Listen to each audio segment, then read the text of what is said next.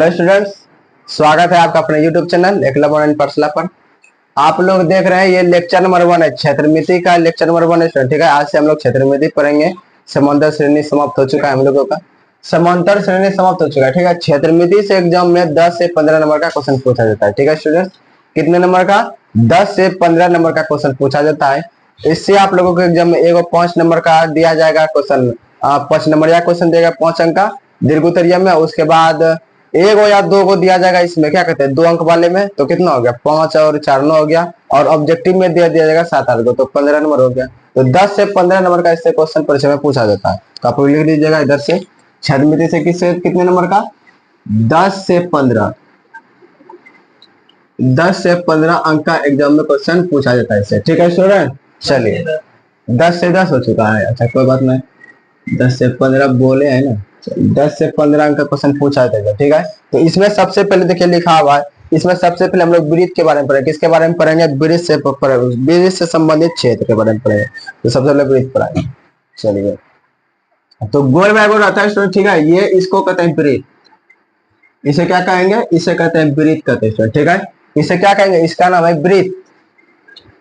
इसका नाम क्या है? इसका नाम है वृत्त।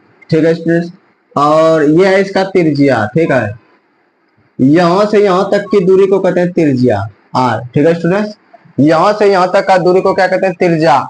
और यहां से यहां तक पूरे का दूरी को कहते हैं डी। यहां से तक का दूरी को क्या कहते हैं स्टूडेंट्स? डी कहते हैं। ठीक है, तो यहां से यहां तक का जो दूरी निकला इसको कहते हैं आर, और यहां से यहां तक का दूरी कितना कहते हैं? इसको कहते हैं डी। यहां पूरा को डी कहते हैं। ठीक है स्टूडेंट्स, तो आर और डी, तो ये बताइए तो डी बराबर कितना हो जाएगा? आर और इधर आर, आर प्लस आर कितना हो जाएगा? 2r हो जाएगा। आर प्लस आर बराबर कितना हो गया? 2r।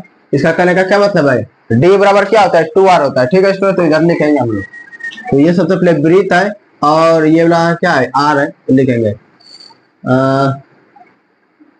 त्रिज्या बराबर r होता है। त्रिज्या बराबर कितना होता है स्टूडेंट्स? r होता है। त्रिज्या को किससे सूचित करते हैं? r से।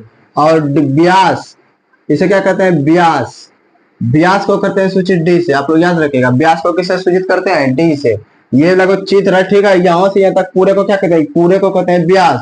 और इस पे जो घूमता है इसको कहते हैं परिधि। ठीक है, इसे क्या कहते हैं? परिधि कहते हैं।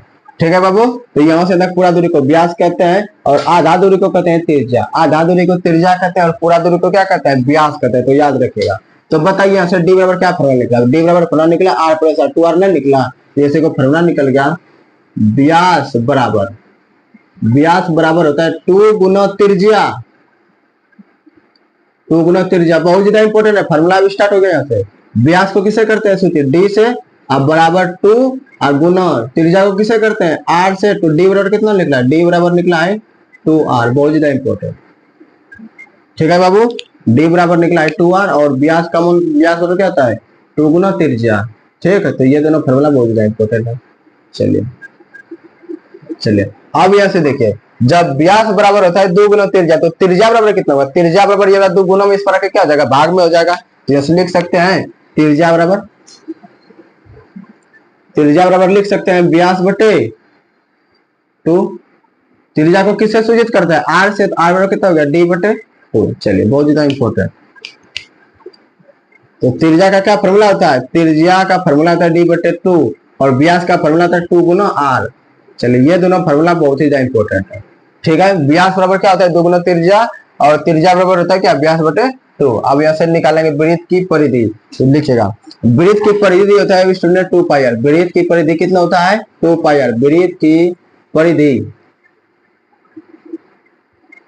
की परिधि होता है student 2 pi R. 2 pi R होता है, बहुत ज्यादा इंपॉर्टेंट है। यहाँ से निकालनी है परिधि।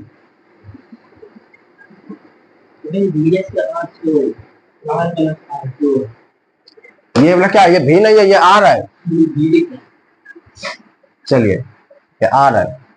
ठीक है बाबू, चलिए, तो वृत्त की परिधि से निकालिए कितना होगा? 2 पाई आर। ये बहुत ज्यादा इंपॉर्टेंट है। ठीक है, वृत्त की परिधि कितना होता है बाबू? डायरेक्ट आप लोगों के एग्जाम में इससे जो है ना ऑब्जेक्टिव पूछा जाता है, और डायरेक्ट क्या देता है? फॉर्मूले देता है। बोलेगा कि वृत्त की परिधि बताइए। अगर 2 पाई आर दिया तो ठीक है, नहीं तो डी के फॉर्म में देता है। तो आर बराबर हम लोग क्या लिख सकते हैं? आर बराबर क्या लिख सकते हैं? आर का मूल्य कितना होता है? डी बटे 2। तो यहाँ से हम लोग लिख सकते हैं इसको, या 2 पाई और गुना आर को हम लोग क्या लिख सकते हैं? आर को हम लोग डी बटे 2 लिख सकते हैं। बोले तो नहीं लिख सकते हैं क्या? तो डी बटे 2 भी लिख सकते हैं। तो डी बटे टू, ये टू टू कट गया तो बराबर कितना गया पाई डी। यही बहुत इंपॉर्टेंट, यही इंपॉर्टेंट है, यही इंपॉर्टेंट है। वेट के ऊपर डे पाई डी होता है, यही इंपॉर्टेंट। ऑब्जेक्टिव में डायरेक्ट यही वाला देता है, ये वाला जल्दी नहीं देता क्योंकि सब जनता है कि ये वाला देंगे तो सब लोग ऑब्जेक्टिव टिक लगा लेगा, लेकिन ये वाला देता है, ये वाला याद करना बहुत जरूरी है। तो आर का मूल्य कितना रख दिया, डी बटे टू रख दिए, तो दो दो कैंसिल आउट हो गया, तो पाई गुना पाई डी हो गया, तो ब्रेथ की परिधि हो गया। तो ब्रेथ की परिधि,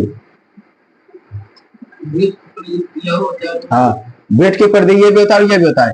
अगर व्यास के फॉर्म में ये होता है स्टूडेंट्स, और त्रिज्या के फॉर्म में ये होता है, मतलब त्रिज्या के रूप में ये वाला होता है और व्यास के रूप में ये वाला होता है। बहुत ज्यादा इंपॉर्टेंट है ये दोनों फॉर्मूला, ठीक है। ब्रेथ की परिधि अब हम लोग तो क्या चलता है, एक अभी तुरंत इसको बताने के पहले नोट पर पढ़ाएंगे, नोट पर में सारे के सारे फॉर्मूला पढ़ा देंगे आप लोगों को, ठीक है। उसको आप लोग नोट में सर्च कीजिएगा और याद करने की कोशिश कीजिएगा। यहाँ तक ठीक है, दिख रहा है ना रे, दिख रहा है। अब हम लोग से इधर यहाँ तक चलिए, कम कीजिए आप लोग, इसको नोट डाउन कर लीजिए, कम कीजिए इसको, आप लोग नोट डाउन कीजिए। इसको नहीं तो ऊपर से बनाते तो अट जाता, फिर से बना दे क्या, नहीं तो कम कीजिए, वीडियो पॉज करके नोट डाउन कीजिए, बनाते हैं। चलिए स्टूडेंट्स अब हम लोग पढ़ेंगे क्या पता है, क्षेत्रफल पढ़ेंगे, वृत्त का क्षेत्रफल पढ़ेंगे हम लोग। चलिए तो यहाँ पे लिखेंगे वृत्त का क्षेत्रफल।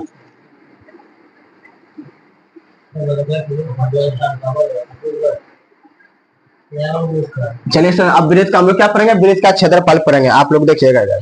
चलिए तो वृत्त का क्षेत्रफल होता है, आप लोगों को ये याद करना पड़ेगा, pi r square, pi r square, pi r square, pi r square, pi r square याद करना पड़ेगा।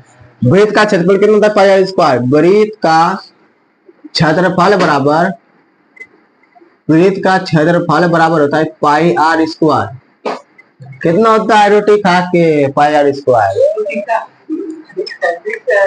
गरबरा के रोटी खा के बोल देना। अच्छा चलो वृत्त का क्षेत्रफल कितना होता है, पाई आर स्क्वायर। कितना होता है बाबू, पाई आर स्क्वायर। चलिए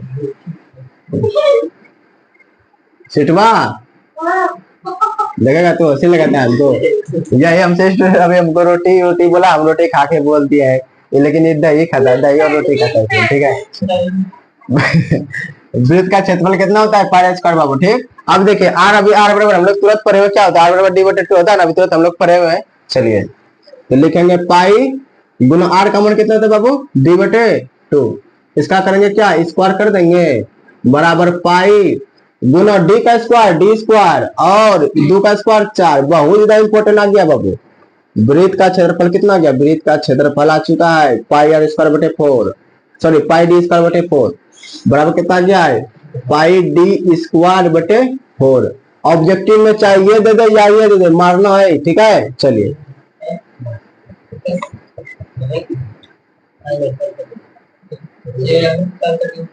चलिए बहुत ज्यादा इंपॉर्टेंट है आप लोगों के लिए, ठीक है।